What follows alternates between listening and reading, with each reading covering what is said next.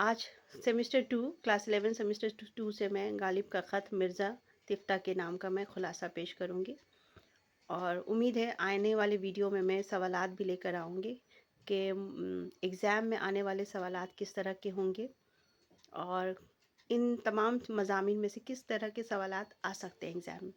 तो इसके बाद वाले वीडियोज़ में मैं इन सब चीज़ों को भी कवर करूँगी।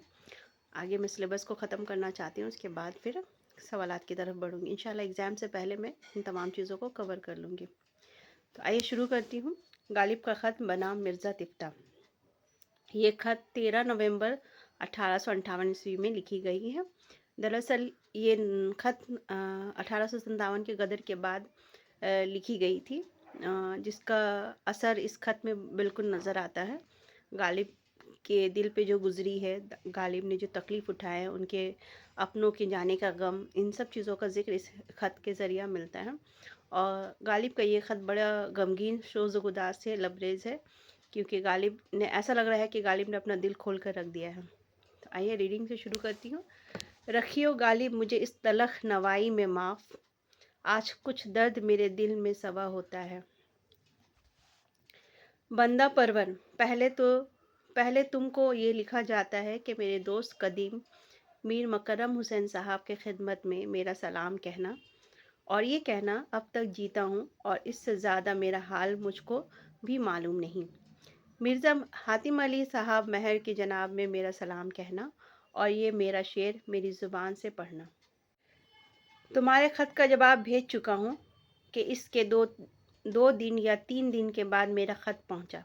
सुनो साहब, जिस शक्ल का ज़ौक़ हो और वो इसमें बेतकल्लुफ़ उम्र बसर करे, उसका नाम ऐश है। तुम्हारी तवज्जो मफ़रूत बतरफ़ शेर व शुकन तुम्हारी शराफ़त नफ्स और हुस्न तबा की दलील है। और भाई, ये जो तुम्हारी सुखन गस्तरी है, इसकी शोहरत में मेरी भी नामावरी है। मेरा हाल इस फ़न में अब ये है कि शेर कहने की रविश और अगले कहे हुए आसार सब भूल गया हूँ, मगर हाँ, अपने हिंदी कलाम में से 1.5 शेर यानी 1 मक्ता और 1 मिसरा याद रह गया है। सो गाह जब दिल को उलटने लगता है, तब 5 बार ये मक्ता ज़ुबान पर आ जाता है। मुलाहिज़ा फरमाइए, ज़िंदगी अपनी जब इस शक्ल से गुज़री गालिब, हम भी क्या याद करेंगे खुदा रखते थे। फिर जब सख्त घबराता हूँ और तंग आता हूँ, तो ये मिसरा पढ़ कर चुप हो जाता हूँ। ए मर्ग नागहां, तुझे क्या इंतज़ार है। ये कोई ना समझे कि मैं अपनी बेरौनकी और तबाही के गम में मरता हूँ, और जो दुख मुझको है उसका बयान तो मालूम, मगर उस बयान की तरफ इशारा करता हूँ। अंग्रेज़ की कौम में से जो इन रूस या कालों के हाथ से कत्ल हुए, उसमें कोई मेरा उम्मीदगाह था, और कोई मेरा सफ़ीक, और कोई मेरा दोस्त, और कोई मेरा यार, और कोई मेरा शागिर्द। हिंदुस्तानियों में कुछ अजीज़, कुछ दोस्त, कुछ शागिर्द, कुछ माशूक, सो वो सब के सब खाक में मिल गए। एक अजीज़ का मातम कितना सख्त होता है, जो इतने अजीज़ों का मातमदार हो, उसको ज़िस्त क्यों करना दुश्वार हो। हाय इतने यार मरे कि अब हाय इतने यार मरे कि जो अब मैं मरूंगा तो मेरा कोई रोने वाला ना होगा। इन्नल्लाह व इन्ना इलैहि राजिऊन। तो ये गालिब का ये ख़त उनके उर्दू के मजमूए उर्दू मौला में खतूत का जो मजमूआ है, उनका पहला मजमूआ उर्दू मौला में शामिल है, और 1857 के गदर के बाद ये लिखी गई। 1857 के गदर के मुतालिक उन्होंने एक किताब भी लिखी थी, जो आपको जानकारी में रहना ज़रूरी है, जिसका नाम दस्तंबू था, जिसमें उन्होंने पूरे 1857 के अहवाल को बयान किया था, उस वक्त की सियासी और समाजी हालात को बयान किया था, जिसे बाद में इस किताब को बैन भी कर दिया गया। अंग्रेज़ी हुकूमत को जब पता चली, तो इस किताब को बैन कर दिया गया। किताब का नाम मैं फिर से दोहरा रही हूँ, किताब का नाम है दस्तंबू। हो सकता है आपके 1 नंबर वाले 2 नंबर वाले सवालात में ये किताब का नाम पूछ लिया जाए। तो ख़त की शुरुआत गालिब एक शेर से कहते हैं कि रखियो गालिब मुझे इस तलख नवाई में माफ़, आज कुछ दर्द मेरे दिल में सवा होता है। कह रहा है कि मुझे तलख यानी तीखापन, मुझे इस तलख नवाई, तलखी बातों से तीखी बातों से आज माफ़ करना, क्योंकि गालिब अपनी तीखी बातों के लिए, तीखी तेवर के लिए जाने जाते हैं। उनका रवैया हमेशा से कड़क रहा है, आना पसंद रहे हैं वो हमेशा से। तो अक्सर लोगों को ये गुमान होता है कि उनके शेर होंगे या उनका ख़त होगा तो उनमें तलहक नवाई होगी। तो इसलिए कह रहा है कि आज मुझे इन चीज़ों से माफ़ रखिए, क्योंकि आज मेरे दिल में दर्द उठा है। और वो दर्द कैसा है वो अपने ख़त में आगे बयान करते हैं। कह रहे बंदा परवर, पहले आप मेरे दोस्त कदीम, पुराने एक दोस्त थे जिनका नाम मुकर्रम हुसैन साहब है, उनको उनके खिदमत में सलाम पेश करना और उनसे ये कहना। गालिब का ये ख़त उनके खतूत के मजमूए उर्दू मौला में शामिल है। ये ख़त 1857 के गदर के बाद लिखी गई और 1857 के गदर से जो नुकसान हुआ, जो तकलीफ़ें पहुंची, जो जानी गई, उसका ही उन्होंने ज़िक्र किया है। इस सिलसिले में एक बात और बताती चलूँ कि 1857 ईस्वी के गदर पे मिर्ज़ा गालिब ने एक किताब भी लिखी थी जिसका नाम दस्तंबू था, जिसे अंग्रेज़ी हुकूमत ने ज़ब्त कर लिया, क्योंकि उसमें उस वक्त के सारे हालात और सियासी और समाजी हालात को बयान किया गया था, जो कहीं ना कहीं अंग्रेज़ी हुकूमत के ख़िलाफ़ थी, जिसकी वजह से अंग्रेज़ों को जब पता चली तो अंग्रेज़ों ने उस किताब को ज़ब्त कर लिया, उसे बैन कर दिया। तो किताब का नाम मैं फिर से दोहरा रही हूँ, किताब का नाम है दस्तंबू। चलिए ख़त को शुरू करते हैं।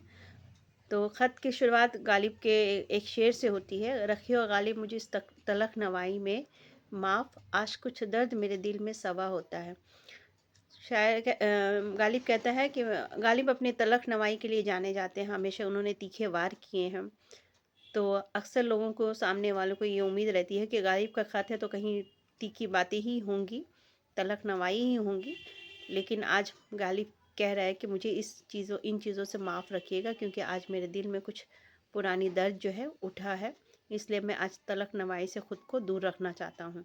अब आप मुझे इसके लिए माफ़ कीजिए। उसके बाद ख़त की शुरुआत में वो अपने दोस्त को सलाम और अपने दो अज़ीज़ दोस्तों को सलाम कहने को कहते हैं, और कहते हैं कि मेरा हाल अगर पूछे तो ये इतना बता देना कि अब तक जी रहा हूँ, ज़िंदा हूँ, और इससे ज़्यादा मेरे हाल को ना पूछे, क्योंकि बहुत हालत उनकी ख़राब है। दोस्त अज़ीज़ सभी मारे गए थे उनके, और ऐसे भी गालिब की ज़िंदगी बहुत ही गुर्बत और परेशानियों में गुजरी है।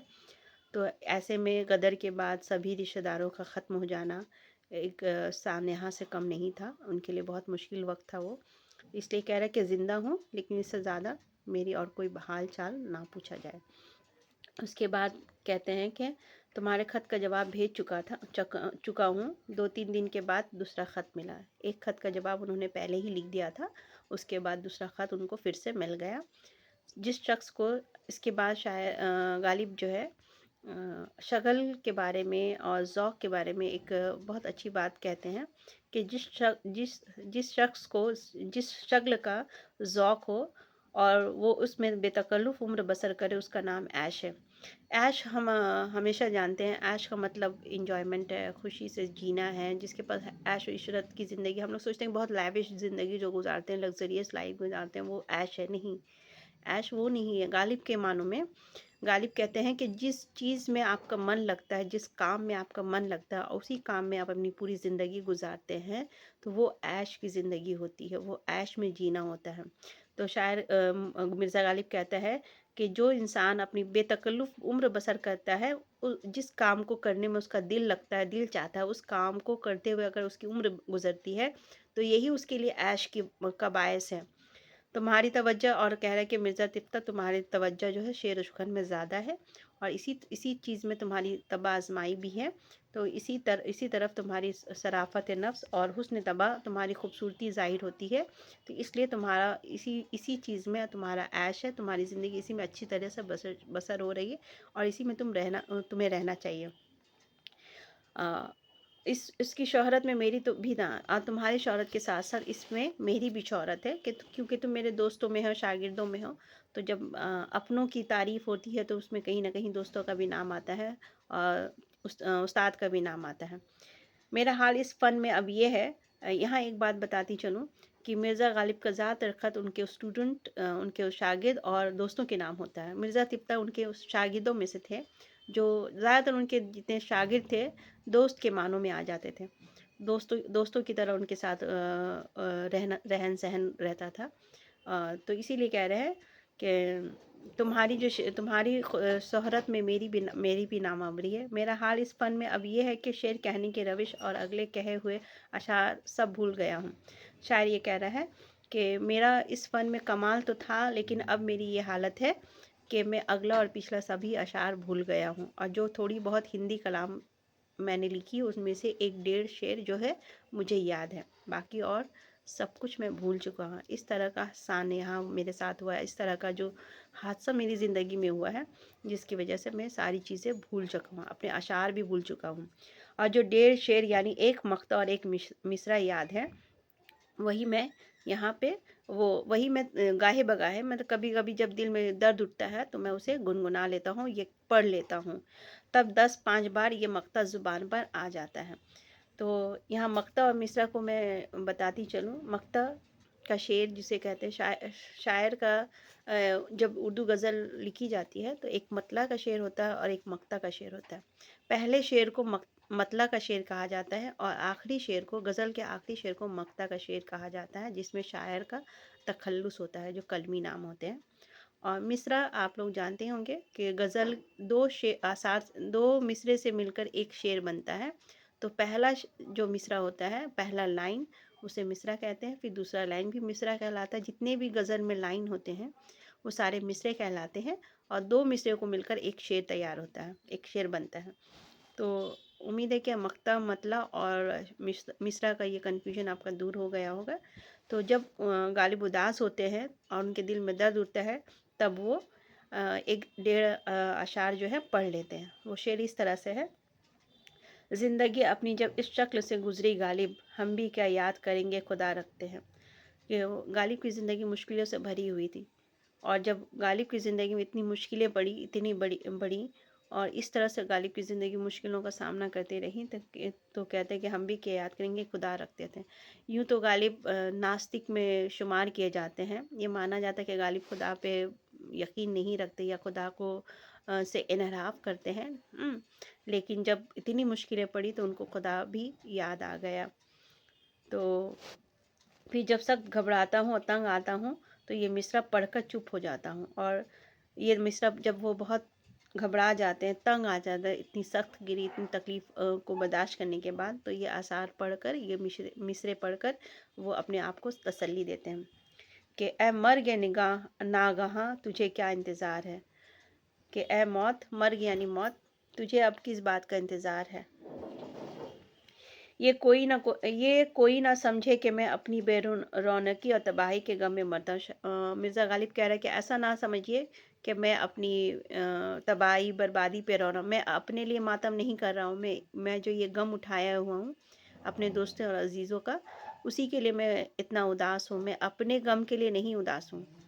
اس کا بیان تو معلوم ہوگا، مگر اس بیان کی طرف اشارہ کرتا ہوں کہ انگریز قوم میں سے انگریزوں نے جو خون و غارت گری کی 1857 کی بغاوت کے دوران، اور جن لوگوں کو مارا، جو لوگ قتل ہو گئے اس دوران، ان میں سے بہت سارے لوگ، بہت سارے جو تھے مرزا غالب کے دوست تھے، شفیق تھے، بھائی تھے، شاگرد تھے، اپنے عزیز لوگ تھے، سارے ہندوستانی تھے. ہاں، جس کی وجہ سے وہ جو سب کے سب مر کر خاک میں مل چکے ہیں، ان کا ماتم وہ کرتے ہیں، ان کا وہ غم مناتے ہیں. اس لیے لوگ یہ نہ سمجھے کہ میں اپنے دکھ پہ دکھی ہوں یا میں بہت زیادہ غمگین ہوں اس لیے کہ مجھے دکھ ہوا، مجھے کوئی تکلیف ہے، بلکہ وہ ان دوستوں کا ماتم منا رہے ہیں جو ان کے عزیز تھے، جو ان کے قریب تھے، جو اب اس دنیا میں نہیں رہے.